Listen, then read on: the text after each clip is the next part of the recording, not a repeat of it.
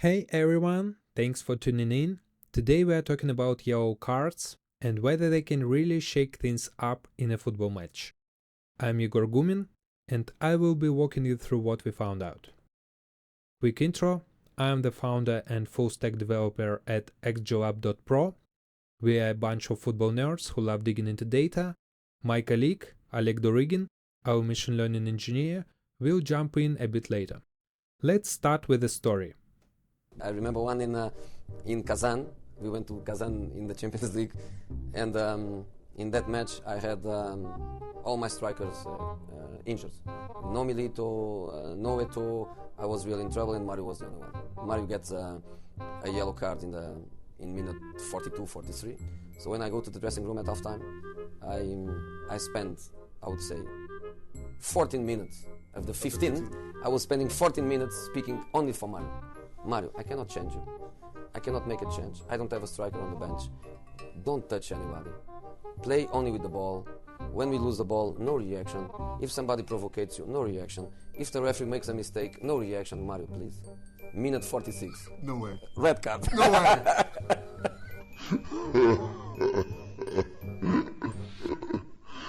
So, funny story, we actually looked into this game. Turns out, Balotelli got his first yellow around 20 minutes in, and the second at the hour mark. Even the special one gets his facts mixed up sometimes. This is exactly why we wanted to dig deeper into yellow cards. If top coaches can get confused, imagine what's happening across the football world. We used data from Statsbomb to answer three big questions. First, do players with yellow cards become targets? Second, does a yellow card make players worse at defending? And the last one, can we help coaches decide how aggressively their team should play? We came up with something we call player control zones. Here is how it works. We divided the pitch into 30 rectangles. We tracked where players do most of their action. This gives us a heat map of where each player usually hangs out. It's way more precise than just saying, he's a left back. We look at each player's control zone separately for each match, because not all strikers play the same way, right? Check out these heat maps. The first is your average left back, pretty normal. But look at the next two, Mykolenko and Calafiori. Same position on paper, but they play totally differently in selected matches.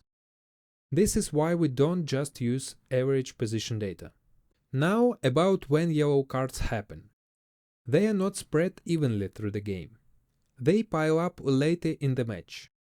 This matters because late yellow cards might look like they change things, but it could be just normal end of the game tactics changes. Here is what we discovered about the shifts in players' control zones after they received a yellow card. Before the yellow, players are typically active in about 9 zones of the pitch. After getting yellow, this value slightly drops. About 6 of these areas stay the same, but the players typically adjusted their play, leaving about 2.5 zones and adopting around 2.5 new ones. Due to these changes, we had to analyze each player's zone separately for the periods before and after they received a yellow card. This heat map shows Jefferson Lerma's control zones before he received a yellow card. Notice how his areas of activity have changed compared to the previous slide. It's worth mentioning that these changes in zones are likely due to overall team tactical shifts rather than just the yellow card. However, accurately identifying these zones is crucial for our analysis of how effectively opponents attack through them. We analyzed over 1,000 matches from Serie A and Premier League across 2 seasons. We focused on players who played full matches and received exactly 1 yellow card. Using Statsbomb's possession data, we mapped attack sequences to our pitch zones. We calculated the percentage of attacks going through each player's control zones, as well as attacks outside these zones. We split the data into pre- and post-yellow card periods for each cautioned player. We compare the percentage of attacks going through the control zones before and after the card. This allowed us to see if there was a shift in how opponents targeted these players. We thought we would see more attacks aimed at players with yellow cards. Surprise, we did not. There wasn't much difference in where teams attacked before and after yellow cards. Pretty unexpected, right? Okay, so teams aren't attacking more through players with yellow cards. But we wondered, should they be? Maybe players with yellows are playing it safe to avoid getting sent off. To check this, we looked at how dangerous the attacks were. We used on-the-ball value metric, which measures how each action changes scoring chances. Here is what we found out. Before the yellow card, about 30% of the opponent's attacking value came through the player's zones. After the yellow card, it was pretty much the same. The difference was so small, you would need a VAR to spot it. So, what does all this mean? Yellow cards don't seem to make players targets for more attacks. And players don't suddenly forget how to defend after getting a yellow. Maybe we don't need to panic and sub off every player who gets a yellow card. Basically, yellow cards might not be the game changers we thought they were. That's it from me. Up next, Oleg will get into some of the machine learning stuff we did. Thanks for watching, and I hope this gives you something to think about next time you are watching a match. Hello everyone, my name is Oleg Durygin and now I will be talking about the second part of our research where we have been trying to create a new metric for evaluating the risk of falls and finding a suitable application for it. In this part we present our XYC metric, expected yellow cards, a model that predicts the probability of getting a yellow card.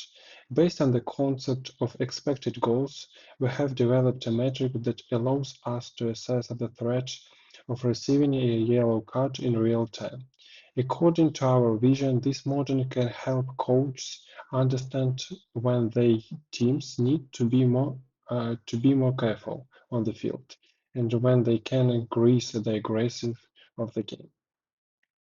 Of course, any model has its limitations. Firstly, we don't have access to video clips, which limits our ability to take the context of falls using computer vision. This restricts our analysis of episodes where understanding the dynamics of movement and intentions of players at the time of a fall is important. Additionally, we lack data on the referee's position, which could significantly impact our interpretation of game moments. Another limitation is our lack of player tracking data. Also, for reliability reasons, we only consider the first fall committed by a player in a match, as this allows us to isolate and carefully evaluate the probability of receiving a yellow card without taking into account prior violations. At the data preparation state, we excluded second yellow and red cards and divided the data into training and test sets.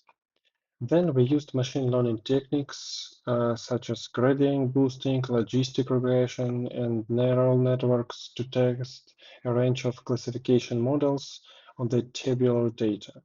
However, in the end, we found that CatBoost provided the best metrics. Let's move on to metrics. Although we solved the classification problem, traditional metrics are not appropriate for our case, as our goal is not just to provide a binary estimate of an event, but to determine its likelihood. Therefore, as a metric, we used root mean square error to compare the predicted probability of receiving a yellow card with the actual outcome. To eliminate potential distortions, we performed a comprehensive calibration using flat scaling and isotonic regression methods. These methods help us in the situations where it's necessary to first establish a linear calibration and then refine it to ensure consistency and account for complex nonlinears in the model's predictions. Our results show an root mean square error of 0.287, which is good value for predicting the probability, considering all the limitations. We can also see the results of other classification metrics on the slide. On the next slide, we can see the importance of the factors that influence the predictions of our model. X-coordinate, fall committed advantage, visible opponents, and etc. For example, the X-coordinate is one of the most significant features. We will demonstrate this in the following slides by analyzing falls. Now let's move on the next section, which is analyzing falls and using the XYZ metric in combination with fall data. The average number of falls required to receive a yellow card is 1.67 per player. Additionally, as part of our fall analysis, we focused only on first yellow card, excluding second yellow and red cards. The main reason behind this decision is that these events are rare. We have formulated several hypotheses for our research. One of our hypotheses was that there are certain zones on the field where the probability of getting a yellow card is higher. Our next hypothesis is that referees may be more lenient towards players who commit less dangerous fouls but have a high number of violations in a single match. We also assumed that as the danger of the game increases, the probability of receiving a yellow card for any foul also increases. Now let's look at our results. This slide shows a false heat map where you can see that they mostly occur on the flanks and in the center of the field. This is because the main game actions and interactions between players take place there. This also explains why the x-coordinate is important for the XYZ model. Next, let's take a look at yellow cards. The heat map of yellow cards shows that they are more likely to be given in their own half of the field. To demonstrate the relationship between falls and XYZ, we created three categories of fall severity based on quantiles: low, medium, and high XYZ. This allowed us to see how the likelihood of receiving a yellow card varies depending on the aggressive of the match and the number of dangerous falls. And now you can see the degree of danger of the game. For each category of fall severity, we calculated the likelihood of a player being shown a yellow card based on the number of falls they committed. Our findings indicate that in games with low degrees of danger, a greater number of falls are required for people to receive a yellow card. However, in games with medium or high degrees of danger, even a single fall can lead to a yellow card being given.